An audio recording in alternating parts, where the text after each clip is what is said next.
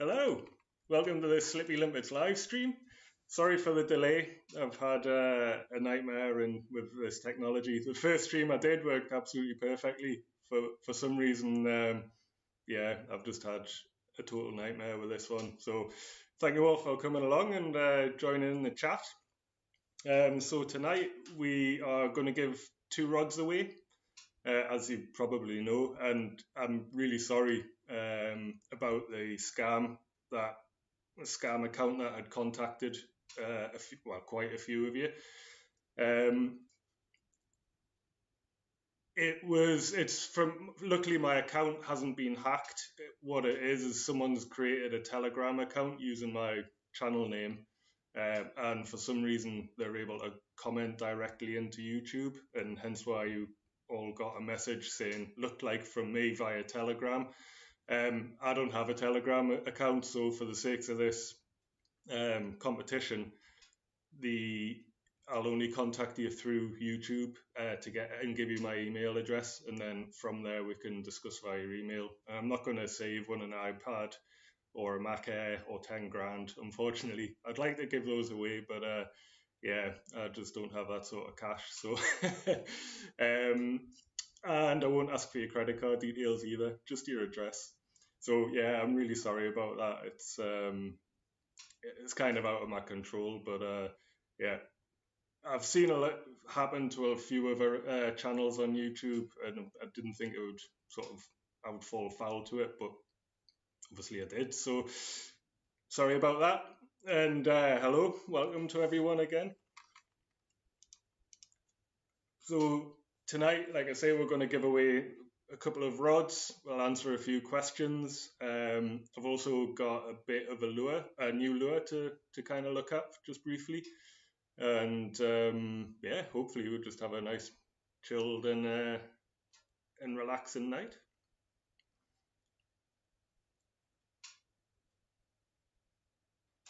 Sorry, the comment screen's tiny on here. Yeah, LV, you're right. Scammers are standard these days. Just they've obviously put a lot of time and effort into it for the sake of getting a few telephone numbers and things. So scumbags. Sophie, it is very cozy at mine at the minute. This stove, I shouldn't be sitting so close to it. I'm actually really hot, but it's the only place I can fit my computer at the minute. Yeah, it's warm surroundings for a change. All right, mate, how's it going?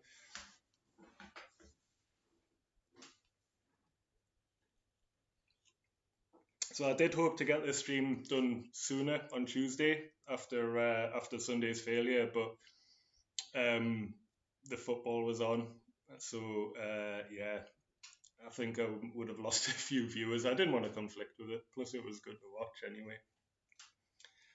Archie, how are you doing, mate? All right.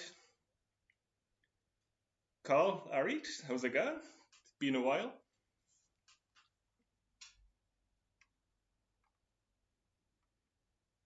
Seems I've got a keyframe error. Sun City family, I'm glad that I've managed to learn a few things from my channel. Spencer, I'm drinking a can of IPA, Goose Island IPA, because I'm really nervous. So you might be able to tell, and that kind of helps us out a wee bit. Stephen Foster, I'm good, thanks, mate. I'm good. How are you? Josh Lane, Josh, thanks for the invite, but I don't fish competitions. Kind of don't like to keep all the fish that I catch. If it was a length competition, then yeah, I might be up for it. But I don't like to bag up, as it were. So thanks again. But and if it's a length one, get back in touch, and I'll certainly join in.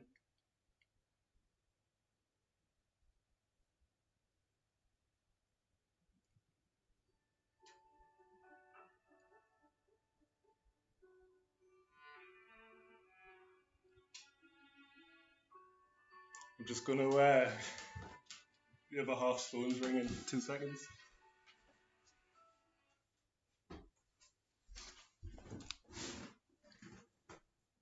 Sorry about that.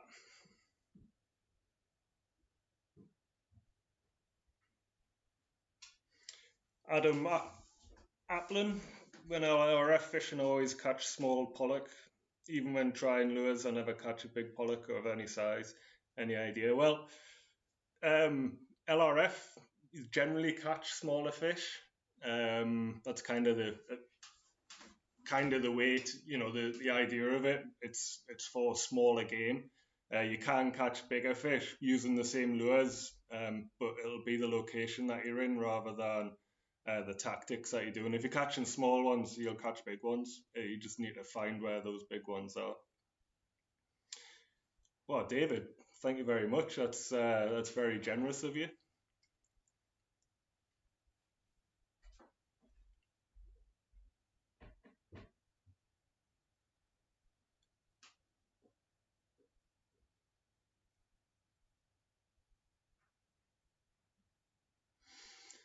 Tony, my big catch last week.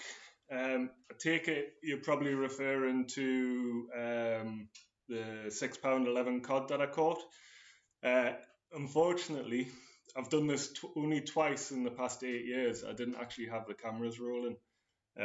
First time I did it, I landed a £14 bass on the kayak, which I was gutted I didn't catch on video because it was a fish of a lifetime. But the catch last week was a great catch actually. We not to give too much away in the upcoming videos, but I spent some time in East Scotland, sort of 3 days fishing in an area that's meant to have amazing cod fishing. Between 3 or 4 of us, we caught some fish about this sort of size, which was a bit of a pain. So we left the day early, and on the way back, we spent a couple of hours looking at Google Maps and Navionics and things and trying to find a place to fish on the way back to Northumberland. We found a mark. It looked quite fishy. Turned out it was actually really fishy. The lad I fished with, I think he had 4 or 5 for about biggest at about £4, and I had 3 fish, and the biggest was at £6.11. That's the biggest fish I've had this season so far. So really chuffed about it. It's just a real shame I didn't catch it on camera. I promise never ever not to set my cameras up when I'm fishing again.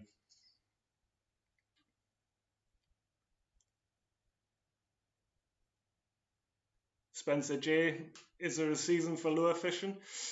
Not really. When I first started fishing, traditionally the people kind of lure fish from spring through to end of summer. I didn't know if it was a temperature thing or whether it was just something that there was no fish, so people didn't go. And then over the years, when I found out the cod fishing kind of died off in January, I started fishing in January with lures, and I've had some really good success. So depending on what you're targeting, I mean, we're lucky up here, we can target cod and pollock pretty much all year round. We don't get many bass, but they are there. Bass depends again in certain areas. You can lure fish all year for them. I think they do die off probably February maybe. But in long answer to your quick question, no, there isn't really a lure season. It's nicer when it's sunny and in the good weather. But as some of my other lure fishing videos will show you, you actually get heavier fish in the winter. The pollock and cod are full of roe, so they weigh more. So you get if you want aiming for a particular weight, then you're more likely to hit it in the winter. You just got to slow your lure fishing down. That's pretty much the only difference.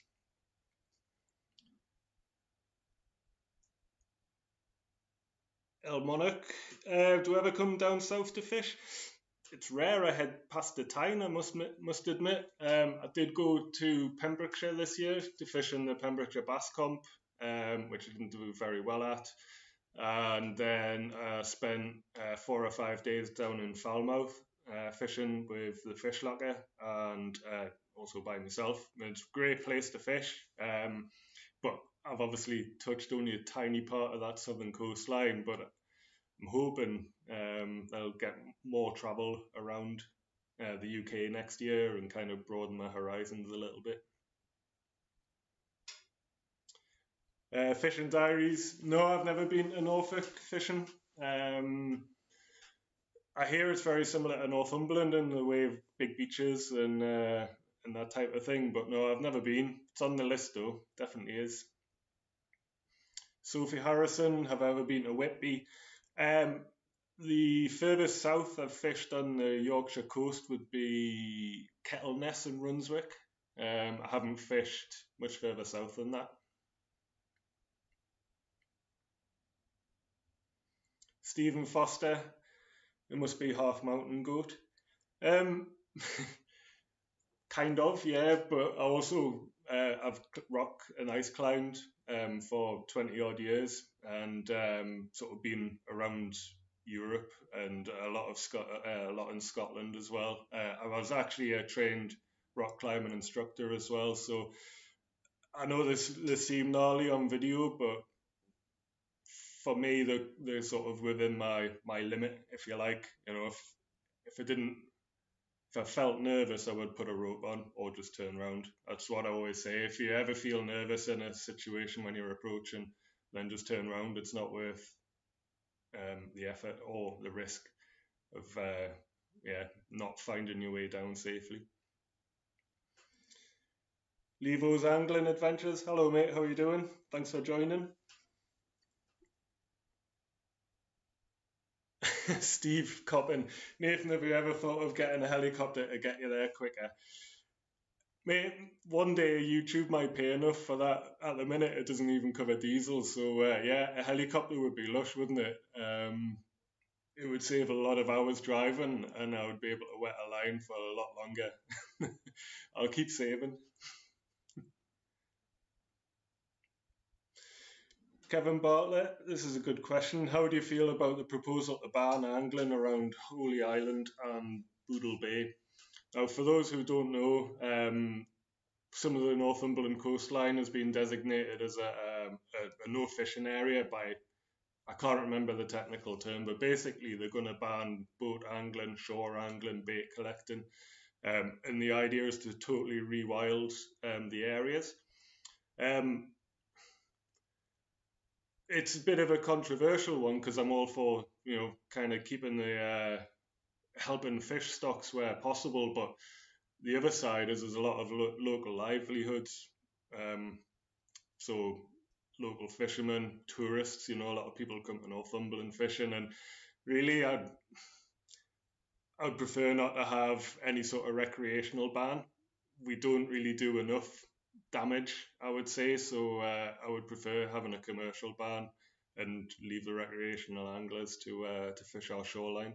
Thankfully, there's not too much shorelines affected, but it does take a lot of kayak fishing and some quite nice fishing spots out of the equation.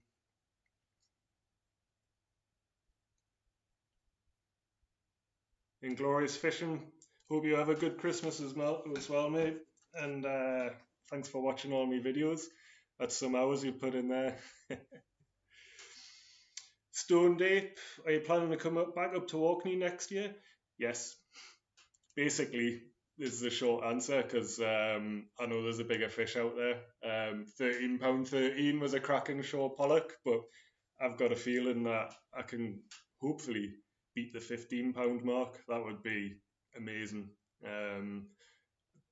Probably going to be in the winter, bearing in mind what I've just said about the fish filled with roe, etc. But I'll definitely be heading back up. Craig, when am I going to Seaton? Hopefully at the weekend. I'm not sure when I'm next out there, but hopefully sometime soon. I'll no doubt see you there though.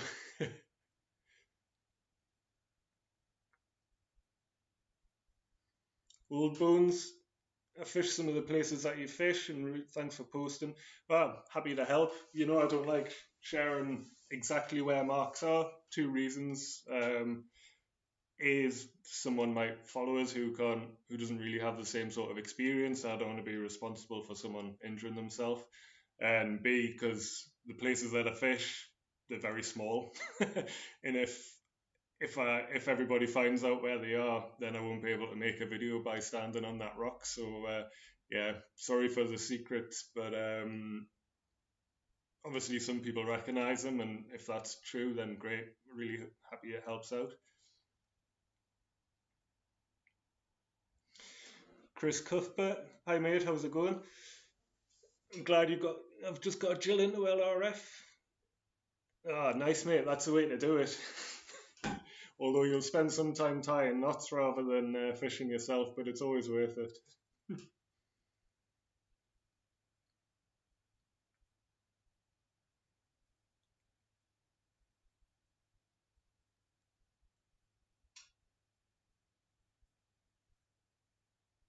Fishing diaries. I'm really glad that I could help with that and give you a bit of inspiration to leave that dark side of freshwater fishing and yeah, turn to the light side and go sea fishing. Stephen Cook, do I ever use barbless hooks? I do sometimes, mainly when I'm fly fishing, but I do flatten the barbs on the vast majority of my bass fishing lures. Definitely plugs. The weedless hooks I use are barbless. Are micro barbs, which I know it's not full barbless, but it's getting there. It's getting closer. But I do agree with it. There's nothing more that I hate. Nothing worse that I hate than trying to unhook 4 or 5 hooks out of a school bass's mouth and seeing the damage that those barbs can do.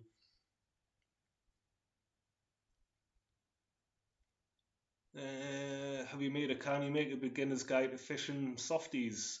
Stephen, I keep getting asked, Stephen Lofthouse, thanks for the comment. I keep getting asked to make videos with like instructional videos, and I find it really difficult for time wise. I get to fish basically once a week, and then I have to edit the video.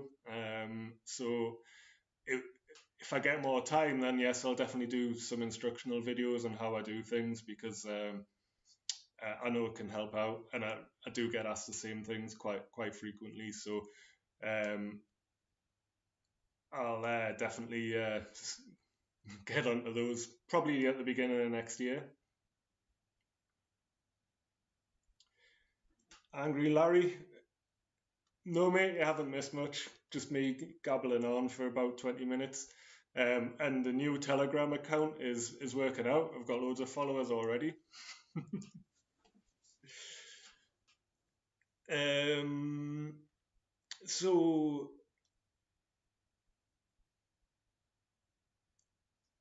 Matt, Denny, hi Nathan. What were we supposed to do to be in a chance of winning the rods?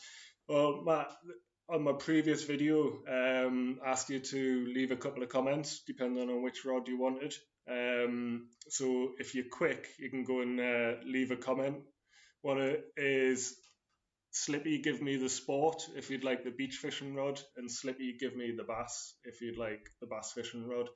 And then I'll give you 3 or 4 minutes to do that, and then we'll choose one of these rods to give away. Probably the bass rod first, which is a lovely rod, incidentally. I haven't used it, but it's based on the old Century Flatty Fanatic, which was a really popular rod for sort of estuary work and things like that. Murray Morrison heading up the Muller Galloway. If you ever fished there during the winter months, I've been onto the tip and around Port Logan in the winter, lure fishing for pollock, and there's wrasse there as well, and plenty of mackerel still. So I haven't bait fished there though, although I hear the bait fishing's pretty good.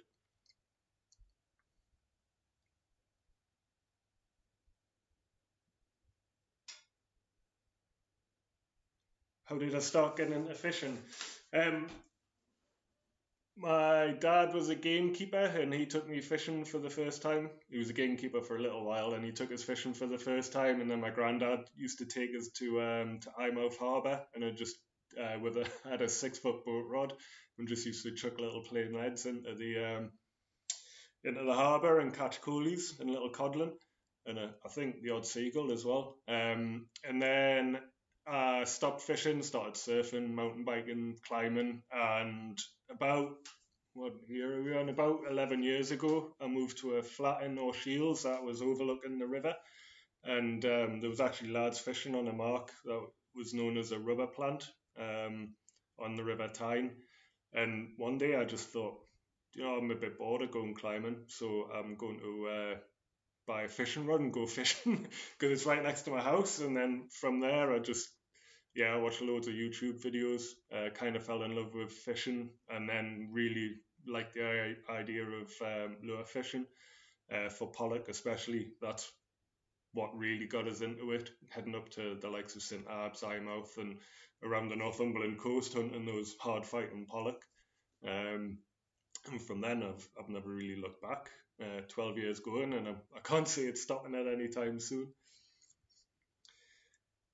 Paul van der Maas, do I ever use mono? I don't anymore. I've fished with braid on multipliers, my fixed spool with bait, and all of my lure gear. I know there's scenarios where mono works quite well on the bait gear, particularly in heavy swells or tides, because the stretch in the mono helps you to keep hold bottom better than braid. But the diameter of braid and the bite detection, for me, I won't go back to mono unless I can't buy any braid anywhere for whatever reason. But definitely, I haven't found a scenario where I can't work with mono. Either increase the weight to hold bottom, wrap your grip lead with elastic so the grips can't disengage, and just let it bow out in your line, and it seems to do the job. Hi CJ, thanks for joining it. How are you doing?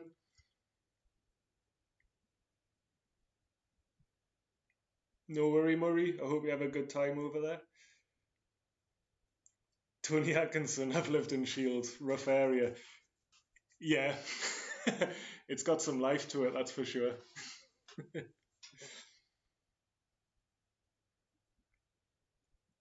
Hi Martin Justice, welcome to the chat. Sorry, the communication on this has been really poor on my behalf after my failed attempt on Sunday. And then I've been so busy with the scam account and work today, so yeah, sorry about that, but glad you're catching up on the videos, and welcome to the chat. Old Bones, do I still fish local to the North Shields area? I don't fish the river anymore, but I do fish places like Whitley Bay. Sometimes Tynemouth Long Sands, but not really sort of the River Tyne or Shields as specifically. I know the river's been throwing up some good fish at the minute, but I really can't just get away with a litter and the crowd of lights. So yeah, I'd rather travel a little bit further. Darren G, there is one supplier of the Taslam braid I use, and it's called the company's called Gigabyte. It's the only place in the UK you can buy it. You can order it from Australia in bulk, and it's slightly cheaper. But if you search for gigabyte.co.uk, then they sell all of the products that Tasline do, so you'll be able to pick up the braid from there. I wish I had an affiliate link for them, because I'm sure I've probably sent quite a few people that way. But yeah, if people haven't heard, then the Tasline braid is one of the best braids out there. In fact, I'd go as far as say it is, and I've used a lot of braids. The abrasion resistance is amazing, and it never ever win knots unless you really overfill your spool. But yeah, Tasline braid, go and check it out. It's pretty damn good.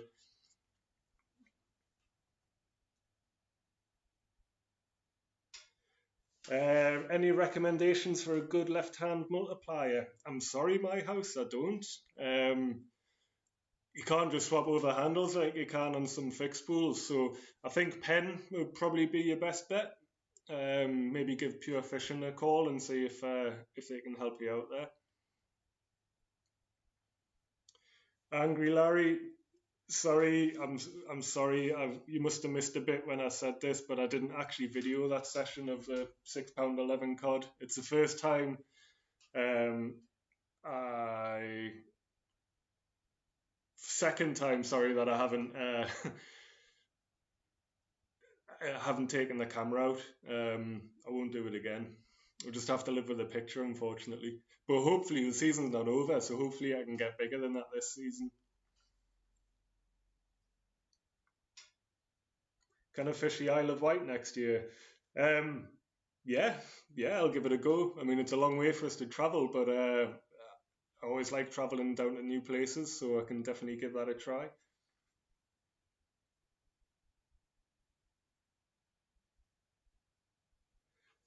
Spencer J, knots for braid. Well, I only use one knot for braid because I use a leader to tie onto everything else. So I use an FG knot, which is a little bit of a pain to tie, but once you've tied hundreds, like I have, then it's much quicker and it's super strong as well. And then any other knot we'd be tying from fluorocarbon or mono straight onto your lures, and or um, or hardware on bait fishing.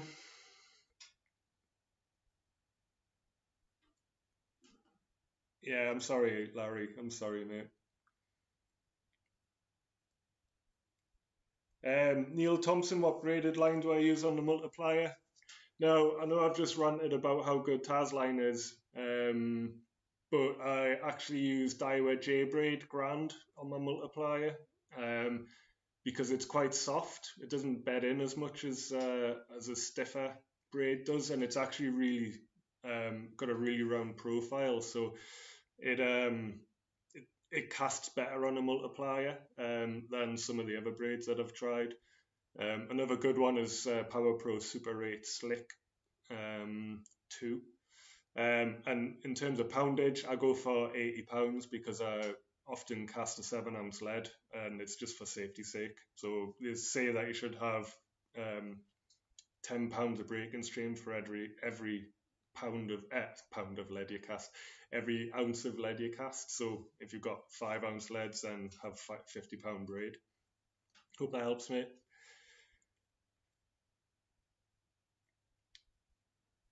Anguilla is the attraction of lure fishing, exploring new spots. It interests me that way. Definitely is. To me, any type of fishing, it, the attraction of fishing is going to new spots quite frequently, no matter what I'm doing, if I'm fly fishing, lure fishing, bait fishing. I just really enjoy going places. I even really enjoy the drives as well, and getting to see new places, trying new things. You know, sometimes it works out, sometimes it doesn't. That's just the way fishing is. But yes, definitely going to new places and travel is definitely a real sort of thumbs up from me and keeps us going. If I could only fish a certain spot every single time, then I'd probably get bored a little quicker. But I love fishing too much to say I would give up at that point.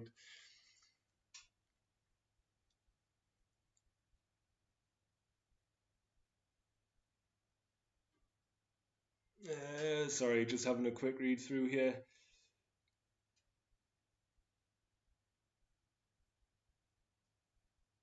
LV, you cast a 5 ounce lead on £15 braid. Yeah, I know.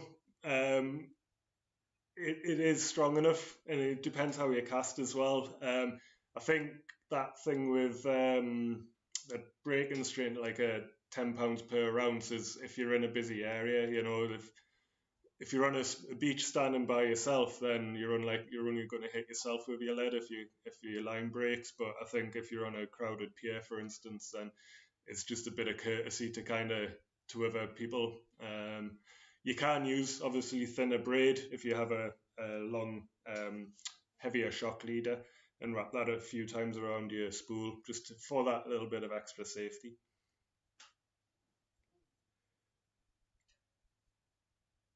Unknown angler. Do I know? Do I prefer to fish on my own? Um, it's a good question because obviously I do fish on my own quite a lot. I do really enjoy fishing with other people, but I do also enjoy fishing by myself. It's in all honesty, it's much easier to make a video by myself as well. Um, so yes, I do really enjoy fishing myself. But if I can, I will fish with someone else. Given the opportunity.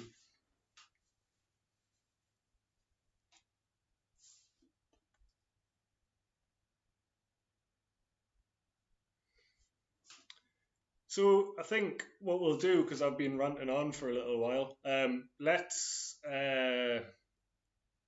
give a rod away, shall we? I think I gave that guy, I can't remember your name, sorry, I've given you 10 minutes to comment on the video. So what we'll do is I'll get the comments on the random comment selector and we shall give one of the rods away.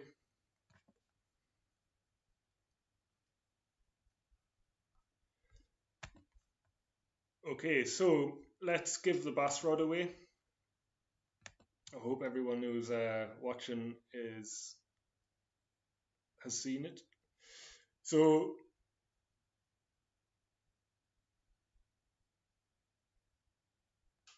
what I've done here is I have put the search term Slippy give me the bass and put my video title in, and this little piece of this website has found 131 comments that people have said Slippy give me the bass. So I'm going to hit the start button here, and what's going to happen is it'll randomly go through all of the comments, as the name suggests, I guess. It's a comment picker. And we're going to go with the first comment, first name that gets pulled out of here.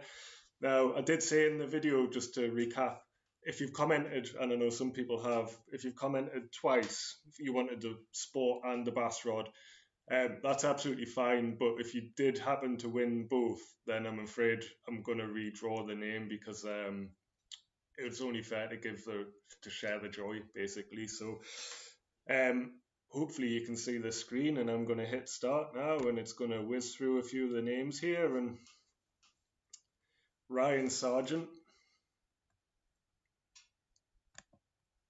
So Ryan, if you're watching, then yeah, congratulations.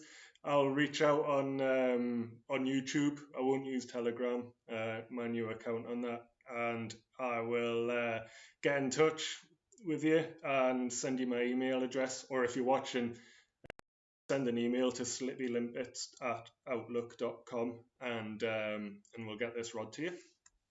Unfortunately, I don't know if it'll be by Christmas, given the way that all the couriers and Royal Mail are having trouble at the minute. So yeah, unfortunately, it might not be there by Christmas. Ryan, are you watching? I'm just having a quick look through the names here just to see if he's there.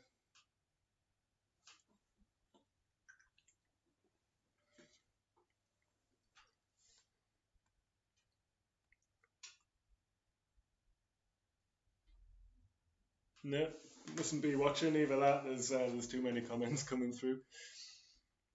So yeah, well done, Ryan. That rod is I've never used it, as I said before, so it's still in its original packaging and wrapping and rod bag. The rod, the sport rod, as I said in the video, it has obviously been used because I've used it a few times, and I'm not just saying this because Sonic gave me the rod. Sonic gave me the rod and asked for an unbiased opinion. And my unbiased opinion is that rod is fantastic value for money. From someone who's been fishing with a quite an expensive rod for years, because, well, I don't know if the cost of a rod makes a difference. It's very personal, but yeah, for value for money, that rod is great. And if I didn't have my Any Fish Anywhere rod, I would happily fish with it. Even in sort of the heavier ground, really heavy ground where it's not particularly designed to be used, but I think it would probably handle it with a little bit of bending down to the real seat there. But that rod that I'm giving away has got a couple of scratches on, just because I'm not very careful with my tackle. But it does have a brand new reel, which has been used 3 times, and that is loaded with 80-pound Daiwa J braid as well. And it's got a Delta Mark IV tip light on it as well, I think. And obviously has its rod bag and things, just no labels or anything like that. So we'll give that away in about 10 minutes or so. ML Web Design, I'm also a real fan of the Revolution race gear. Yes, I am too, yeah. I mean, I've been using it instead of a lot of my old mountaineering kit now, because my old mountaineering kit is kind of a bit worse for wear after so many years of abuse. And the RVRC kit is a great, again, for the price. It's not quite as expensive as high-end mountaineering kit designed for tackling Everest, but to be fair, it works absolutely fine for every scenario that we could even throw it in the UK, I think. And it's good value too, and nice fitting. It's not one of these big baggy American brands, so yeah, it is good gear. Hi Arnie, glad you could join us, and I'm glad you can learn some things from my videos. And yeah, I've probably cost you a small fortune. I'm sorry. Anyone who's bought lures or kit that I've recommended, yeah, sorry, my bad. No one forced you to buy it though. Steve McMurchie, do I set targets each year? Not really. I have goals, fishing goals, which I think everybody pretty much does. Um, and in all honesty, I never thought I would call myself a specimen hunter. But what I really wanted to do, and this was been my goal for many years, is to get a double figure pollock, cod, and bass off the shore. Ideally on lures, but I haven't quite got there on lures yet. I've caught the double figure bass and pollock now on lures, but biggest cod I've had from the shore with lures is about £6, and I think the biggest cod I've had from the shore with bait is around £11. So my goal now, I guess, is to catch a double figure pollock from the UK shore using lures, double figure cod, which yeah, I think is probably going to be next to impossible. But it's not going to stop us from trying, that's for sure. And then I do sometimes, I'll set myself a goal of fishing a particular spot or a particular area and see if I can catch a species out of that. But I don't have very sort of specific goals set each season.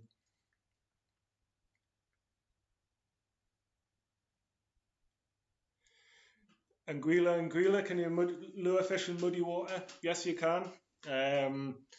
It's hard for the angler. It kind of knocks the confidence when you see muddy or dirty water. But I've caught quite a few fish in dirty water. You just need to change the lure that you're using. You need a lure that makes a lot of noise or a lot of splash.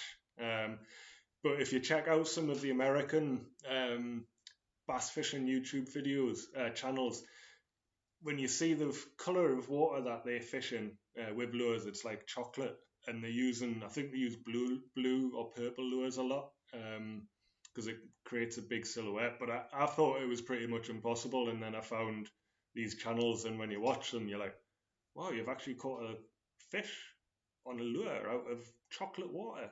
And since then, I kind of know that you can do. So yes, don't be put off by a bit of coloured water.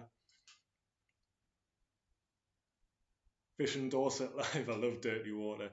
Yeah, you get a lot of it down there in Dorset, don't you? Milky coloured.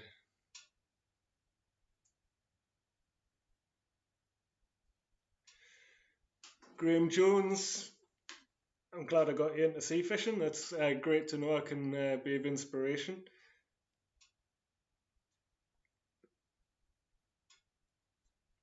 Where's been your best location this season? Cornwall was good. Cornwall was really nice. It was sunny, good weather. Loads of people though. Great coastline and fishing for sharks using a lure rod was was great fun. But I must admit, my favourite place is Orkney.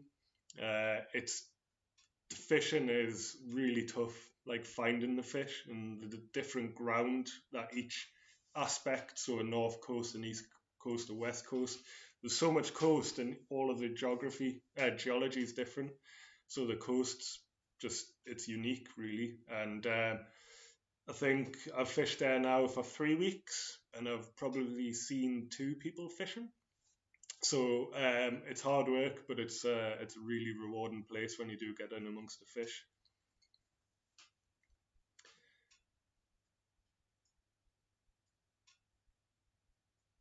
Right, anyone else? Trying to convince myself to get a kayak and get out into open water. How do you settle on your boat? That's from Tom Lopez. Tom, that's a good question. Um, Fortunately, again, I'm a trained kayak instructor, so for me, getting on a sit on top kayak was really easy to do.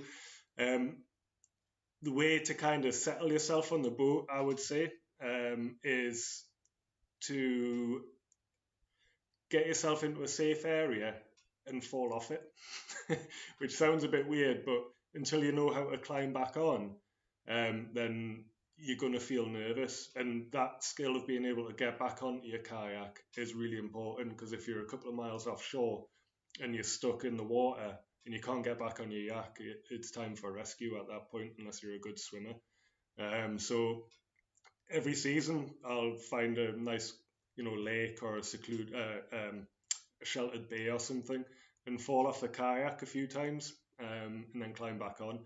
Obviously, don't put all your rods and things on there.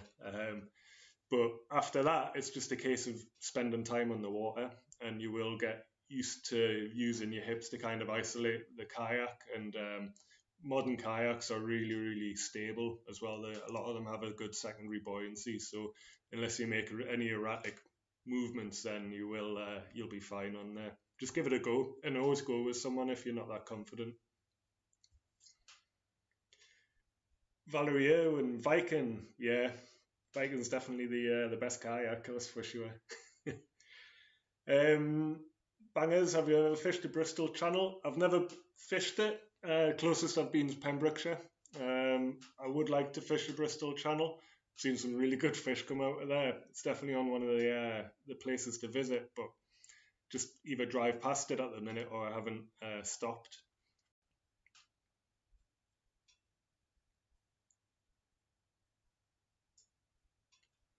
Have I ever fished an island? And that's from my house.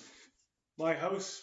No, not yet. We made a plan to go in 2019, I think, and then COVID hit. So I've never been back yet. It's somewhere I'm going next summer. Definitely need to head over to the west coast. So yeah, I'll be there next year for sure.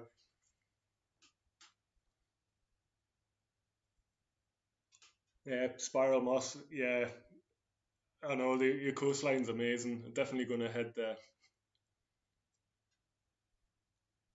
Ads Taylor will ever consider coming to the North Devon coast? Yeah, I mean, any coastline's a good coastline for me, and if I haven't fished it before, then it's even better reason to go. Hopefully, going to go to Cornwall so I can make a road trip out of it because I'll be fishing the Pembrokeshire Bass Comp again, and then probably heading to Cornwall afterwards. So I could definitely fish North Devon on the way past. Archie Johnson, have I ever fished Norway? No, and the reason why is I don't want to spoil it for the fishing at home. See, there's fish at the catch over there. I mean, it looks immense, but I do. I mean, I love for the joy of fishing. I probably would still carry on, but could you imagine after catching a 40-pound cod from the shore, coming to stand and thinking, "Great, I've caught a 2-pounder from the local beach." That kind of what's put us off. but I would really like to go and catch a massive coley on a top water lure. That would be, I suppose, a goal of mine, to catch something around £40 on a top water lure.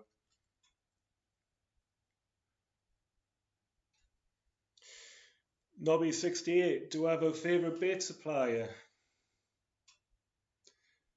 Um, I don't really. I mean, I use my local shop as much as I can. Billy's Fish and Tackle in North Shields.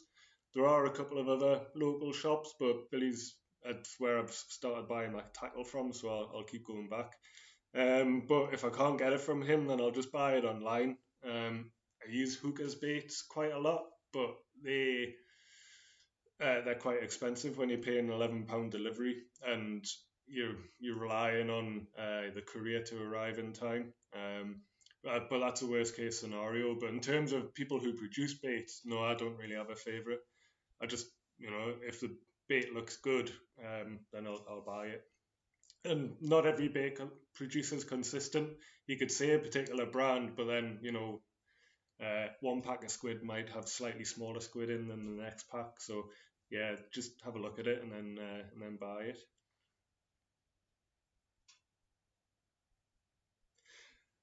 Davy Porter, how come you live near Shields and never done any lure fishing on the sunny rocks of South Shields? I have. I have done lots of lure fishing around the Black Path and Frenchman's Bay, that type of area. When I first started, um, caught some mackerel and some pollock, and I know there's some bass around there as well. But yeah, again, it's North Shields that I lived in, and it's rare that I travel south of the river. Just, I mean, in all honesty, I think that's probably because every time I go through, I forget to pay my tunnel fees, and I end up with a 30 quid fine. So yeah, I have fished South Shields a fair bit, but by the time I've driven there from my house, I could have been somewhere further up in Northumberland. So that's kind of my preference.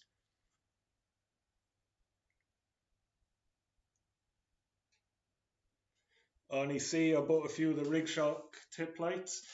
Yeah, well, as you might have seen on my previous video, I bought one of the smart tip lights, but it's too much. I think if you're fishing in flat, calm water with no wind, then it's absolutely fine. But I like the design of the Rig Shark tip lights. I like the little clip, how it kind of goes around your the tip of your rod without having to be whipped or clipped or taped into place. Um, but I have noticed it spinning a couple of times, and I have heard of someone catching the tip light while they were casting, and it apparently took the end of the rod off. But I'm sure with the amount of casts that they've had, the good tip lights, just don't get the smart one unless you like looking at flashing lights for no reason.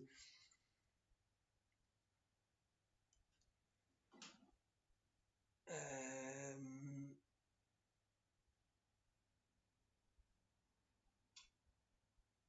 Fishing Diaries UK. That's a good question. What made me choose? And I'm surprised I don't get asked this more, to be honest. But what made me choose the name Slippy Limpets? Um, it was actually a name of a blog that I did before I started making videos.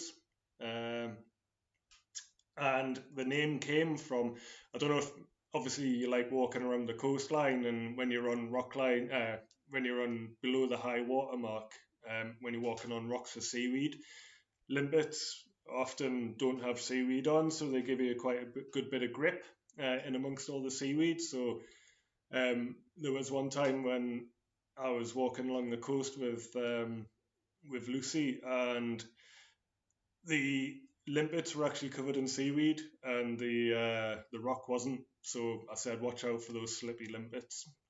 Obviously, my grammar was great because it should have been slippery limpets, but never mind. So it was slippy limpets from up here. And at that point, she said, "Oh, well, that's a good name for your blog. Why don't you use that?" And that was back in 2009.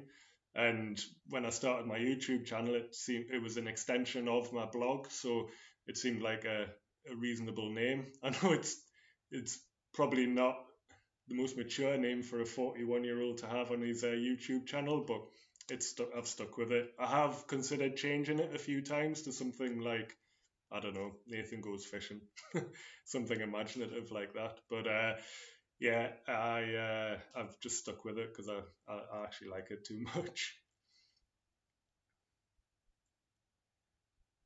Dave Bolam, have ever tried tripod lights from Jerry's Fishing? I haven't. It's probably one of the ones I haven't had a go of yet. I've been using the Breakaway, Rig Shark, Delta, and just the snap-on lights. Unfortunately, only the Rig Shark and the Breakaway lights are bright. Sorry, the Delta lights are bright enough um, for picking up on videos. Also, I would just say that yeah, something like the Breakaway light is really good because it's really small and compact. Shore fishing films. When did I start using carp? And do you find it better than used with squid? Or have you caught anything just using cart? Cart's been a bit used up here for as long as I can remember. It's grown a lot in popularity over the years. It was actually, I think it was banned in Northumberland for a few years because of the damage it was doing to the edible crab population. I even heard that it was due to the amount of fly tippers that were dumping crab carcasses after making cart wings. Um, do I find it better with squid? Um, I must admit I've never fished it by itself, and the reason why is it costs 150 normally for a whole cart wing, and I see people putting that on for each cast, and if you've had 10 casts, and that's 15 quid you've just chucked out to sea, and it doesn't last very long. So because it's so soft, it dissolves very quickly. So I really like to use it with squid. You can use it with a PVA bag if you want to use it by itself. But again, the squid really helps keep a hold of it and gives a longer, uh, scent trail. It doesn't sort of wear out as quickly when it's still within the squid. And even if it does wear out, you've got squid that acts as a bait. So that's why I like using squid and carp a lot. I would prefer to use fresh blow or yellow tails, but I can't always get them. I don't have time to dig them. So yeah, squid and carp it is, unless I can get fresh. Mark Evans. Now I think you commented on one of my on Instagram or something, and I'm sorry I didn't come back to you. I knew it would be you when you said I worked with you in North Wales. I hope you're still climbing, mate. And obviously, I'm not doing as much as I used to. But yeah, I'm glad I've inspired a couple of you climbing with fishing. It's such a good combination because you can get to loads of places where other people can't get to, as videos have seen. And it's exactly why I started lure fishing because when I stopped climbing as much, I realized that after our experiences in the mountains, that you can get to a lot of places that aren't pressured, and I think fish will live in particular areas. So yeah, if you can get somewhere where other people can't, then you're more likely to catch a decent fish. Steve Lofthouse, what's your thoughts on circle hooks? Um, Seem people use them on a top hook as a pennel. Doesn't it defeat the point? The point. Excuse the pun. I use circles as a pennel, and I've used them on a bottom as a bottom hook as well, mainly to try and stop smaller fish getting gut hooked. Um, but I did find that I get snagged a lot more if you use them on the bottom hook, especially because as soon as I touch a rock, then that's it. The circle hook's doing what it does, and you're very unlikely to get them bend them out, so you lose all your tackle. So I've taken recently, I keep mixing it up, but I've taken recently to using a pennel circle hook, and that's for the fish that are smashing the bait and running with it. And a lot of the time, and it actually helps with slackline bites as well. So sometimes I pull a slackline, when you're catching up with a slackline bite, and then you lift into it or you wind it. Sometimes you pull the bait out of the mouth of the fish, so the circle hook's got more chance of grabbing it in the scissors if it does have a hold of your bait. I can't really see too much of a negative on them. The only downside to them, like I say, is either they get snagged a fair bit, or they don't have a longer shank, so whipping up a bait onto it's a bit trickier. Tony Atkinson, if I was an animal, what would I be? It's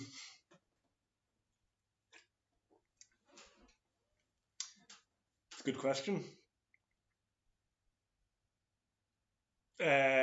I'm going to say a dolphin because I get to go fishing and travel around the place, and hopefully I might be pretty smart at that point in time.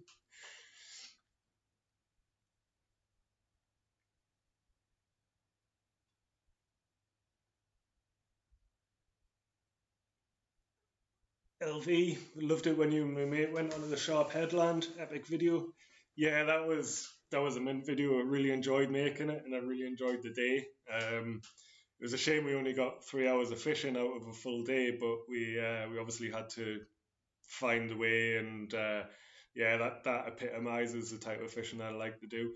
Maybe with a few less seals around, but fortunately, as you've seen, we only lost one fish to them. So yeah, that was a day of mine that's going to go down in the memories for a long time. That's for sure.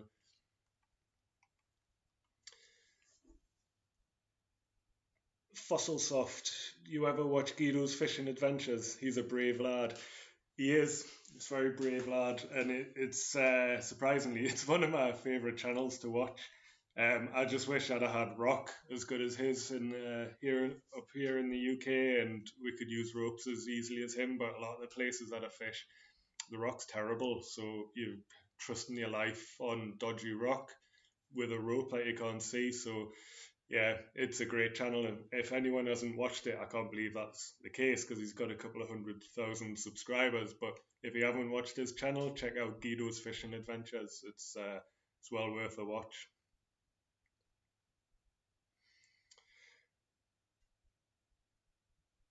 Sophie Harrison, I need to take my dogs out for a wee. Will I miss you ever giveaway? Depends how long it takes your dogs to wee. Let's say I'll do it in 5 minutes because we've been on for nearly an hour now. So yeah, I'll do it in 5 minutes, and then hopefully your dogs have done what they need to do, and you're back in front of the screen.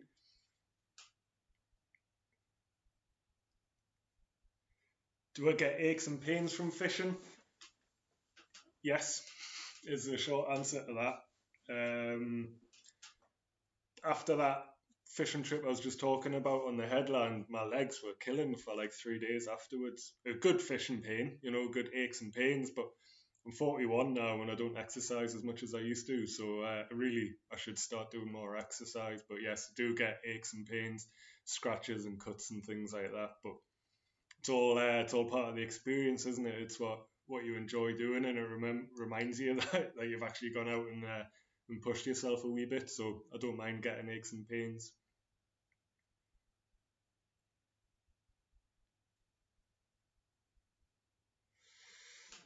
Iban A, have I ever considered saltwater sea trout fishing with the bombarder or the fly? I've caught a couple of sea trout accidentally because I don't have a migratory migratory license. But yes, it's actually I kept one of them because I didn't know what it was when I first started fishing, and didn't realize the rules. So I hope anyone from IFCA's not watching this, but it's one of my favorite fish to eat, and I see that they grow pretty massive. So, and I often see them off our coast, especially on the kayak. You see them jumping on clear days. So definitely a species I'd like to target.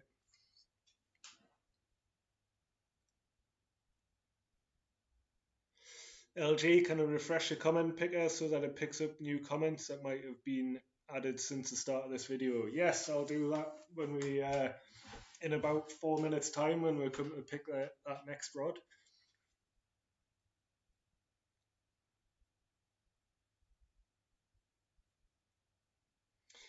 Spiral moss, do I miss surfing? Yes and no. Um, Yeah, it was because I had 40 kilograms on my back. You're right. Do I miss surfing? Yes, I do. I love surfing. I'll probably take it back up again at some point. Just time pressures and things. I have to focus on one activity. So I've either mountain biked, surfed, climbed, and now I'm fishing. I guess I could always take a rod out on my surfboard, but yeah, I'll take it up at some point again.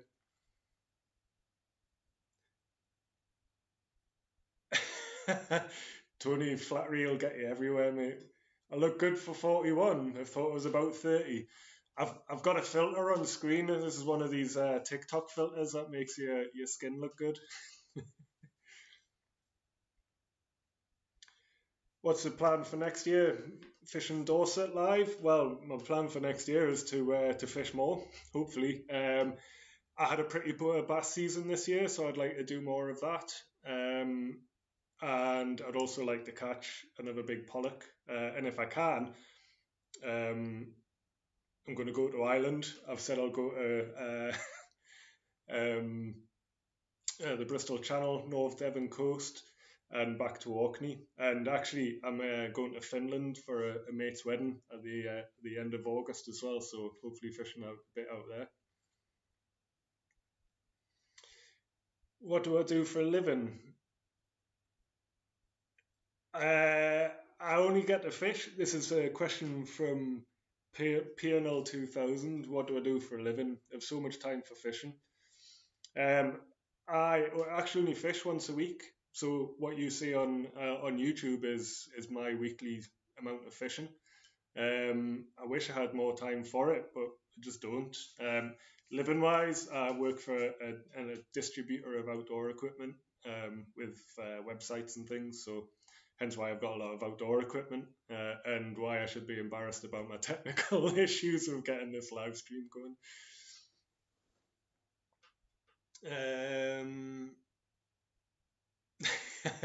Oh man of the internet, I looked outside and thought, nah, it's not cold enough for Slippy. Yeah, you're right.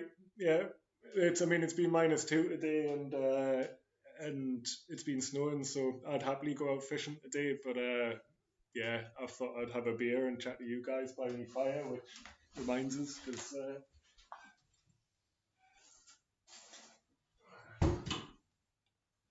get another log on there.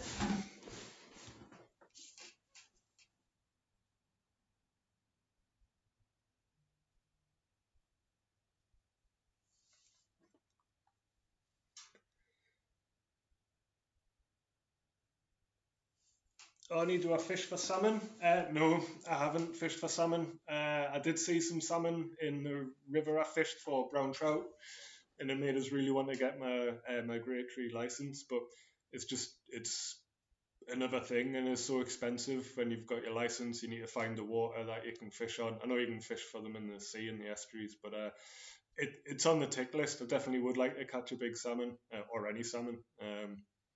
But yeah, just haven't had the time at the minute.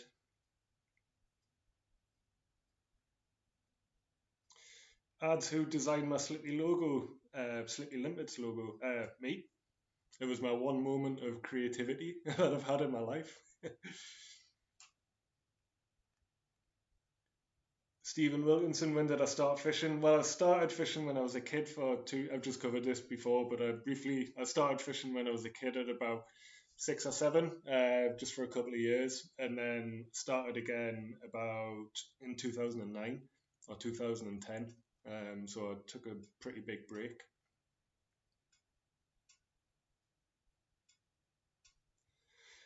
Daryl Bevan, yeah, I've heard of the potential of the Gower, and after fishing in Pembrokeshire for the past couple of years, I keep thinking I should just travel, that hour further down the road, but haven't got there yet. But one day I'll definitely head down that way. It's fishing seems to be pretty off the charts.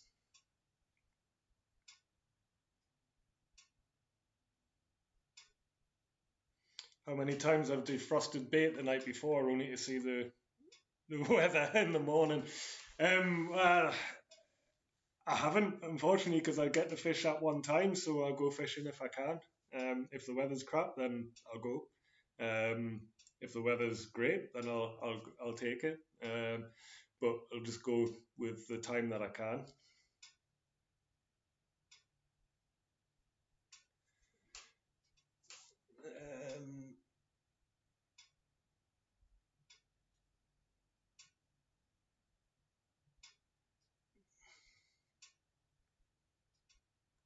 Steve McMurtry, are you and Dave from Full Circle Angling going to do a collaboration?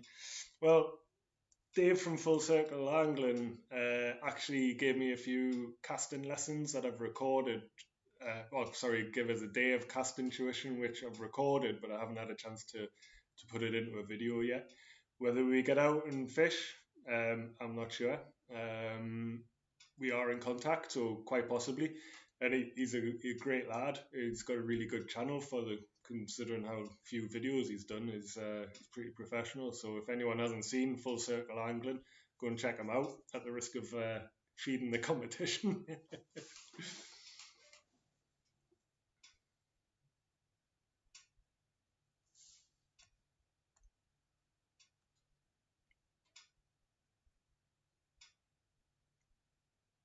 Stephen Foster, good to speak to you as well. Have a great Christmas if you don't speak to you beforehand.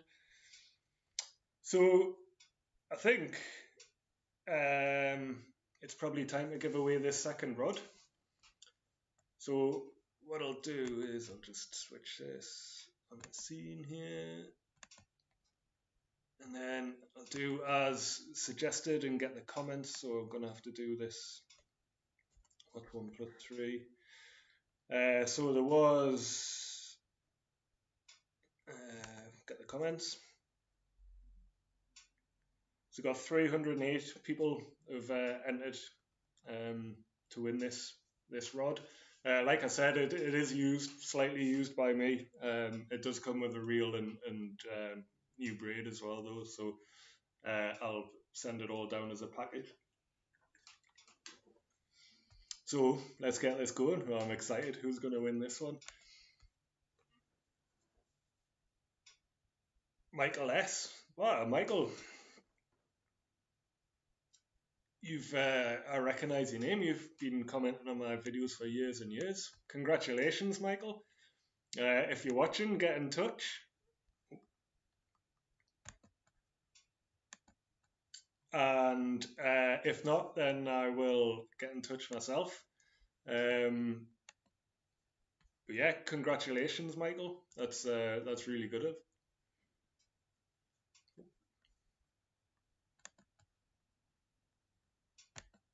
There we go. All right, we're back.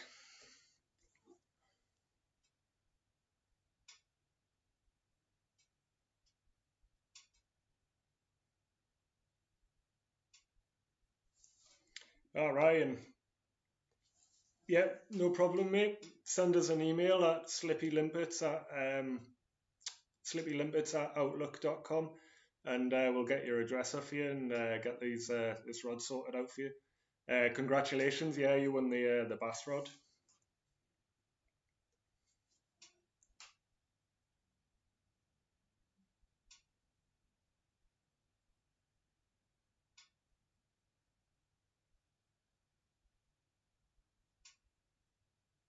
LV, you're very welcome for putting on the giveaway.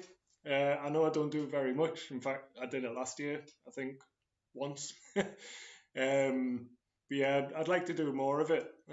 It's quite cool chatting to everyone. So yeah, really liked it. I just need to get some more gifts from companies.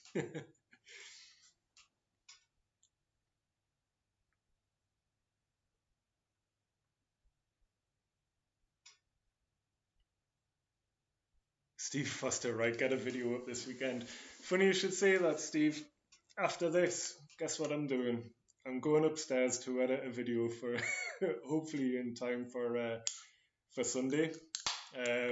Which, just as a sneak peek, is going to be another cod fishing video from the shore.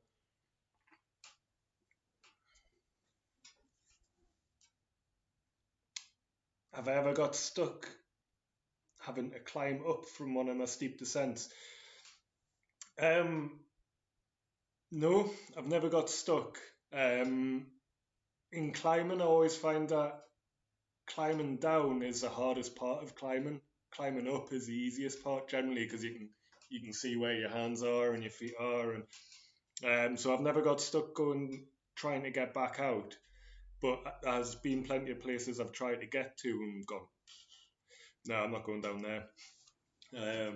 Or I think there was one time a place at St Abbs where I got down and then I thought to myself, how the hell did I get down here? When I was climbing back out, and that's probably as close to being stuck. um, yeah, I've never been back to that mark since.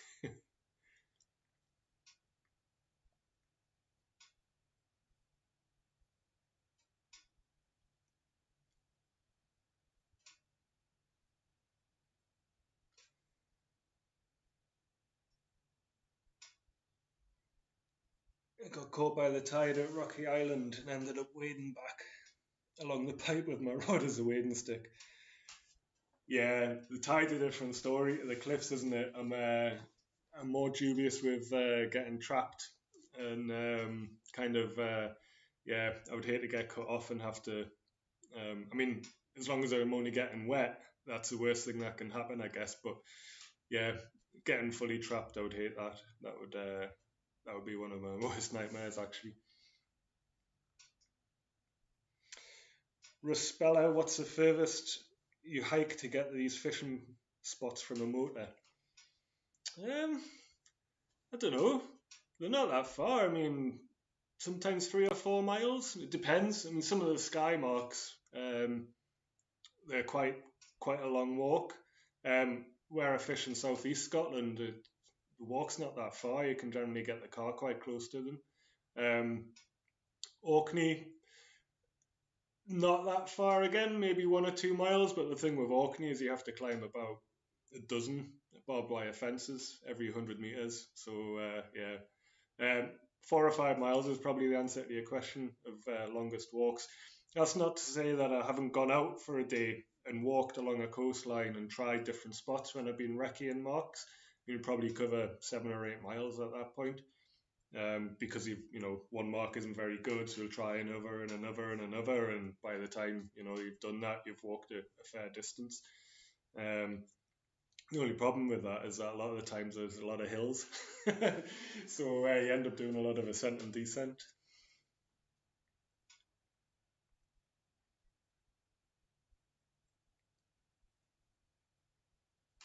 Angry Larry.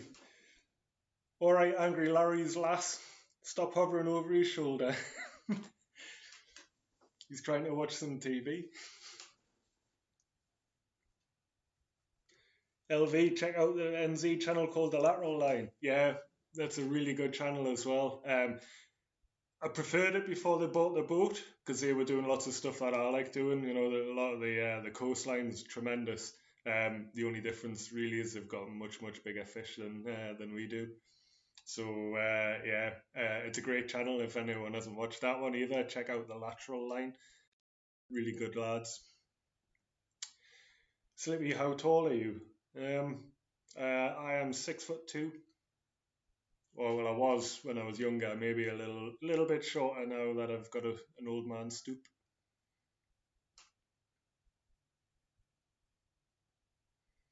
Stephen W. Hello, and I hope that fish at Cullercoats at some point. I used to love fishing at Cullercoats in the harbour. Low tide for a couple of hours and there was a westerly blowing, but I just haven't been back for so long. Maybe I need to head back down there at some point.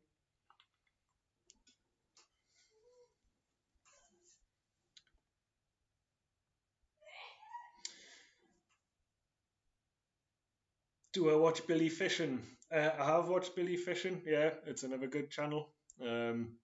His lad's got some good banter and catches some amazing fish in Norway, obviously. And he can whack that lead out like he's got some amazing casting skills.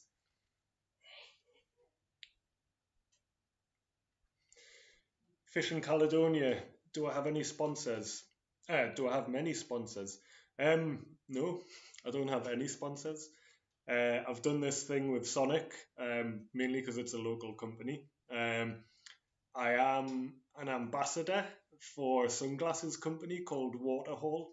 who they collect ghost fishing nets and tackle and things off the beaches around the UK and convert those nets and fishing ropes and lines into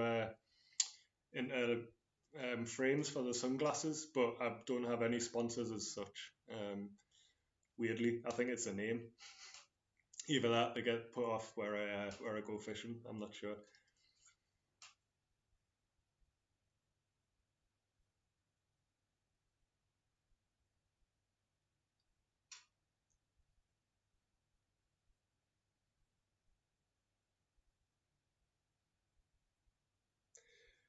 Fishermaniac, what's my favourite rig to use? Um, my favourite rig is just the Penel Paternoster.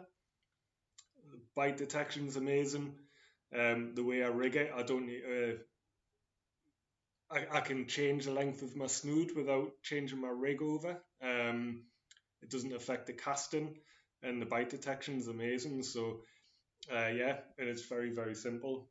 And I do seem to get a lot of uh, a lot of my tackle back. I've tried up and overs and things and different types of rigs, pulleys, but I think up and overs work when really well when there's a good current running. It help keep your bait on the deck. But there's a lot of rig and a lot of fannying around in all honesty. So yeah, Penal Paternoster is my favourite. Very simple and yeah, works in most scenarios I think.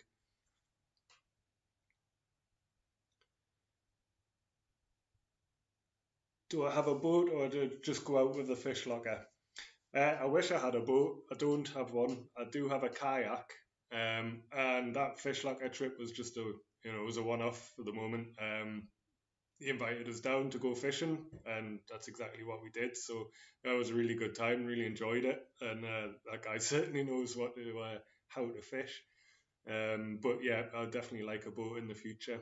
Um, I do prefer fishing from the shore than the kayak. I must admit, I prefer you learn the water and the areas a bit more, and sometimes the techniques are a little bit more exciting than kind of mainly jigging. So I will get a boat, but I'll always fish from the shore as well, as long as my legs will carry us there anyway.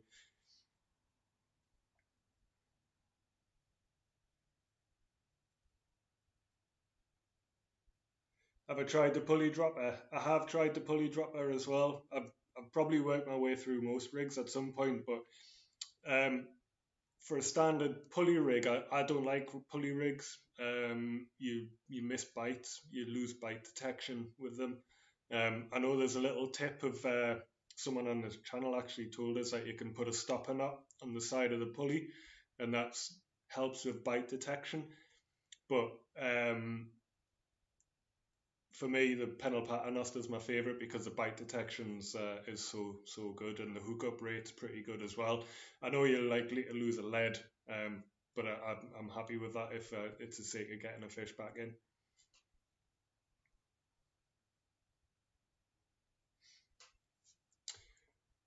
Well, the time is now 1 hour and 20, so I'm probably going to call it a day or an evening and get my tea and get these rods packaged up and shipped out. I'd just like to say, a huge thanks for everyone who's joined the chat and all the questions. I'm sorry I couldn't get through them all. Um,